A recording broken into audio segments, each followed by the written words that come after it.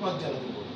এবং এর ভিত্তিতেই এমন হতে পারে যে আমি আমার ফোর্সকে বলি, আমি কয়েকটা জায়গায় গিয়েছি যে বরিশাল থেকে আমরা ঢেউ তুলতে পারি, তাহলে হয়তো এই ঢেউ পঞ্চগড় পর্যন্ত থেকে যাবে, সিলেট হবিগঞ্জ মৌলিগঞ্জ যাবে, কি খুলনা যেতে পারে, চিটাগং যেতে পারে, যার মধ্য দিয়ে আপনার বক্তব্য বারো এসছে আমাদের মৃত গৌরব একটা অত্যন্ত সুশৃঙ্খলের বাহিনী।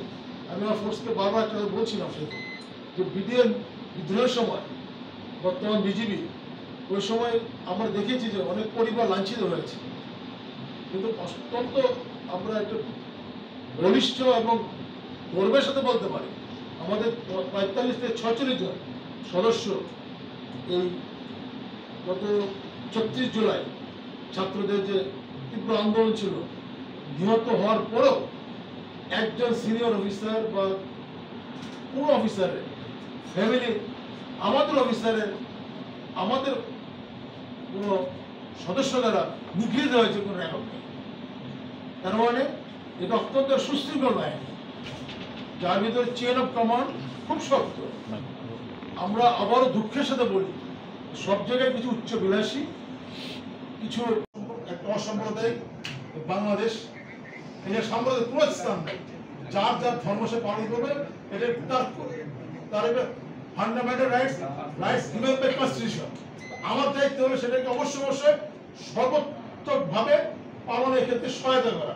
এটা কেউ যদি বাধার চেষ্টা করে, আমরা আপনাদেরকে মাধ্যমে এখানে বলতে চাই, সর্বোচ্চ ব্যবহার করা তার সাথে হবে, যত খারাপ ব্যবহার করা দরকার করা হবে, সে যে হোক না কেন, যদি এই সাম্প্রদায়িক সম্প্রীতি, বিশেষ করে আসন্ন দুর্গাপূজায় যদি কেউ কোনো ধরনের অপ্রীতি ঘটানোর চেষ্টা করে, আমাদের তথ্য এবং প্রমাণ ভিত্তিতে সে যদি আমাদের গ্রিপে চলে আসে বা না আসে, আমরা তার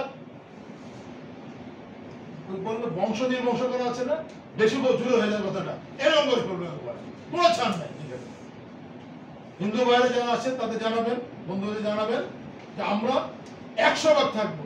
আর সহযোগিতা আপনারা আছেন, প্লাস রাজনৈতিক দল যারা আসবে, এবং আপনার একটা প্রস্তাব দিয়েছেন, বিশেষ করে হিন্দু বৌদ্ধ কথা বলে তার মিটিং করে একটা সাম্প্রদায়িক কমিটিকে অ্যাক্টিভেট করা, বড় স্তম্ভ এক্সেলেন্সে তথ্য আসছে। আমরা যে কিছু তো সব জায়গায় ব্ল্যাকশিপ থাকে, আমাদের মধ্যে থাকবে, আপনারও থাকবে। একটা পরিবারে ৫টা সন্তান থাকলে একটা ঝামেলা করে ওকে মাইন্ড একটু সাইড করে চলতে হয়। ম্যাক্সিমাম আমরা ভালো, তা আপনারা এরকম ম্যাক্সিমাম ভালো।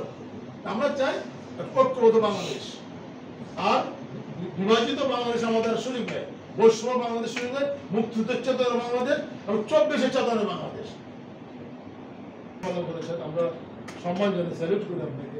আপনার মাধ্যমে বীর মুক্তিযোদ্ধা যারা শহীদ হয়েছেন তাদের আত্মার মাকড়তে মনে করছি, যারা যুদ্ধাহত তাদের সুস্থ থাকবে, ওনারা আমার বট গাছ যতদিন থাকবেন। সন্তুষ্ট না থাকলে আমার অফিসের নাম্বার আছে, নিয়ে যান, আমাকে জানায়। আর সন্তুষ্ট হয়ে থাকেন তা আমাদের বিচার করার জন্য আমাদের রাস্তাটা ক্লিয়ার করে দেন, আমরা সুন্দর করে। আর বলে দিলাম ১১ জন বাদ যাবে, যারা বাদ যাবে, আমার অফিস থেকে বসে আছে উনি এসপি হিসেবে, আমার রেঞ্জ অফিসারই এডিশনাল ডিআইজি ২ জন, একজন নাই, আরেকজন তার অফিসার রয়েছে, ক্লিয়ার বলা আছে ওই ১১ জনের কাছ থেকে ১১ পয়সা নিতে পারবো না, কারণ দে আর হাইলি ইনোসেন্ট। কোর্ট বুঝবে যে তার ইনোসেন্ট কিনা।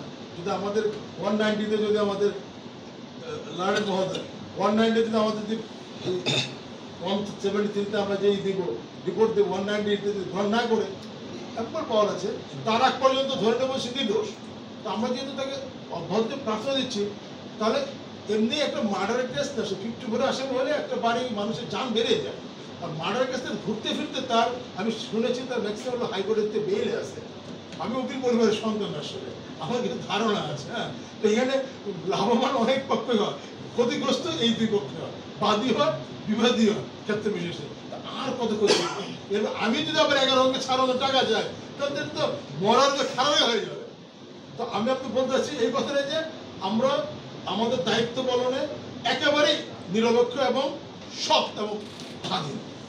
আপনাদের কাছ থেকে তথ্য থাকলে আমাদের এগেন্সে, ইভেন আমার এগেন্সটেও একেবারে আমি ব্ল্যাঙ্ক চেক দিচ্ছি, জানাবেন। আমি একমাত্র ভালো অফিসারের নাম বাংলাদেশ পুলিশের, একমাত্র সৎ সাহসী অফিসারের নাম হাজারও আছে এই চেয়ারে বসার জন্য। আমি উঠে যাব, নেক্সট পেন আসবে। তা আমি আপনাদের দাবি করবো যে আপনার যে কথা বলেছেন, যেভাবে কথা বলেছেন, শুরু হবে মাদক বন্ধ দিয়ে, পাশাপাশি শুরু হবে আমাদের তার বিদ্যুৎ বৈদ্যুতিক তার 1974 বিশেষ ক্ষমতা আইনে জুডিশিয়াল অ্যাক্ট হিসেবে 8টা অ্যাক্টের কথা বলা আছে ক্ষতিকর কাজে। তার একটা হলো গিয়ে যে টেলিফোনের তার তখন বেশি গুরুত্বপূর্ণ ছিল। সেম জিনিস আমি এসপি মহোদয়কে বলে যাব যে ধরতে তো হবে, আর আমরা ভিজিবল পুলিশে চলে যাচ্ছি ইনশাআল্লাহ আপনাদের সহযোগিতায়, আল্লাহর অশেষ রহমতে, সৃষ্টিকর্তার রহমতে চলে যাচ্ছি আমরা ভিজিবল পুলিশে। আমরা ওর ভয়ে চলি না, কারণ মৃত্যু তো হবে, কাজ করেই মরি, তাই না? এই যে 800-900 ছেলে মারা গেছে, একটা মারা গেছে 10টা এগিয়ে আসে, একটা ভিডিও দেখছিলাম, দ্যাট ইজ ট্রু। আমরা কেন বসে থাকবো? আমার এত সুযোগ সুবিধা নিয়ে কি আছে?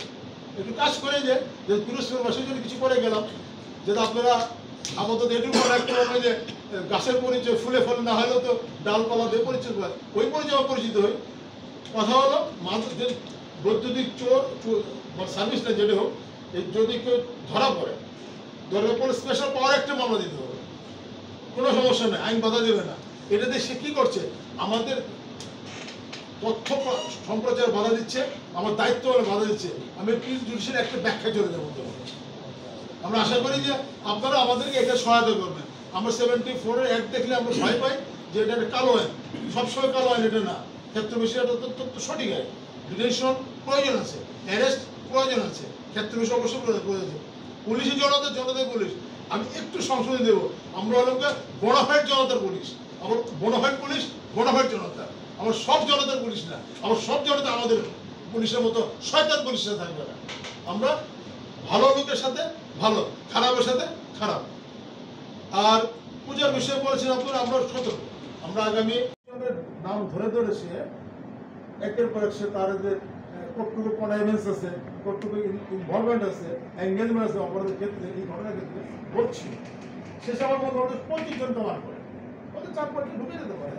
তো আমি ভদ্রলোক বললাম যে আপনার কিন্তু মামলা বেশি লোক হবে, আমার বিচার হওয়া দরকার।